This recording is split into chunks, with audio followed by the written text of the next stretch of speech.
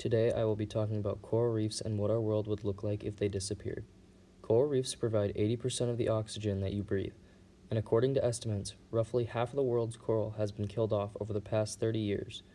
The biggest reef system in the world is the Great Barrier Reef off the coast of Australia, and is made up of about 3,863 reefs.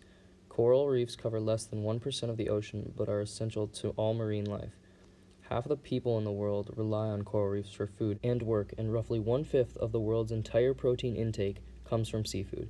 In the United States, the fishing industry supports 1.5 million jobs alone, which is a quarter of the U.S. meat and poultry industry. Coral reefs are also ginormous tourist attractions for countries all around the world.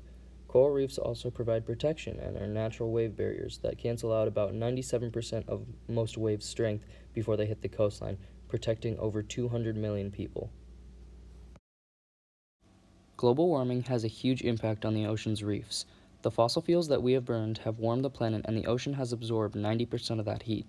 As global warming increases, coral becomes bleached, which is when they lose their color and ability to produce food. It slows their growth, causes algae to grow, and disease and death. Here on screen you can see examples of what bleaching looks like on a reef. The Great Barrier Reef was hit hard after a heat wave in 2016 and the bleaching that followed occurring in 2017, which killed half of the ginormous reef system. But that's just one example. This is happening all over the world, and human greenhouse gas emissions are what's to blame. Plastic, pollution, and human activity also have a huge effect on coral reefs. In places, overfishing has caused healthy food chains to fail. Agricultural runoff causes disease in the coral and the marine life surrounding. Here's an example of what humans' plastic is doing to not only the ocean, but everywhere. This is a video of a turtle that has a plastic straw stuck in its nose, and rescuers attempt to pull it out. This video is graphic, so feel free not to watch.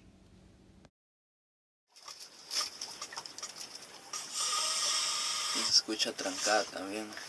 But you have it already oh man. You have it a little bit further out already.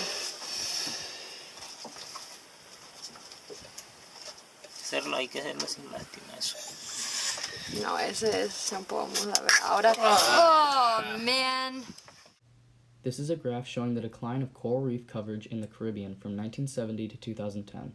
As you can see, it is decreasing. In 1974, almost 60% of the ocean floor there was covered in reef and coral, and as of 2010, it is down to roughly 12% and shows no signs of increasing.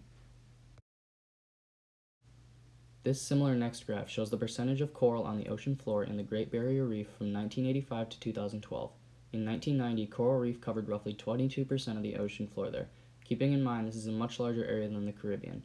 You can see in 2007 the coral had a large bleaching event where it dropped about 6%, and as I stated earlier, there was a very large bleaching event that cut the amount of coral in half. So if this graph went to 2019, it would be down to around 5% or lower. Now I'm going to talk about the main point, which is what our world would look like without coral reefs. Like I said earlier, coral reefs produce around 80% of the oxygen that we breathe, and the loss of coral reefs would certainly be devastating for our planet. Losing reefs would cause major ecosystem collapse on our planet. 25% of fish spend their lives on reefs, and once we lose the reefs, we would lose those fish.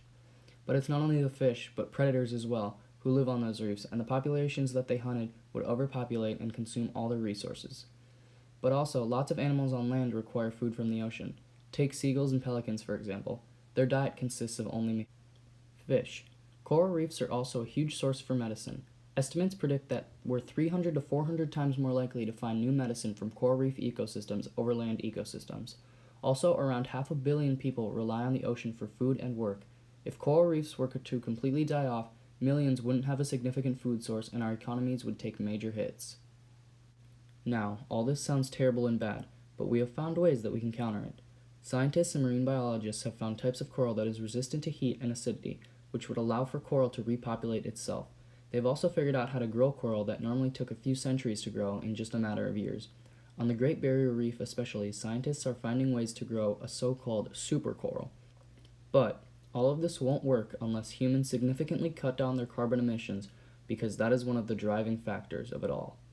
This next clip that you're going to see is an excerpt from a series called Chasing Coral, where groups of marine biologists and experts talk about the bleaching of coral. You forget what it looked like at the beginning. And some days when you go back, it's dead as far as you can see. I thought we would find bleaching. I thought we would capture it, but I don't think I ever prepared myself or thought we were going to see this.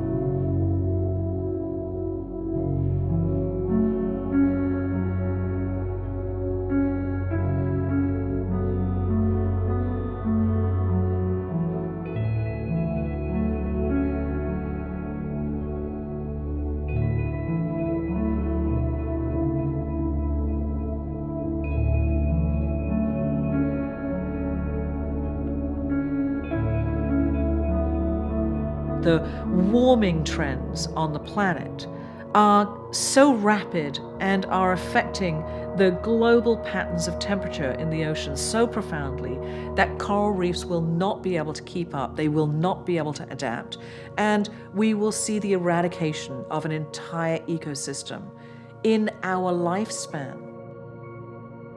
Everything on our planet is connected.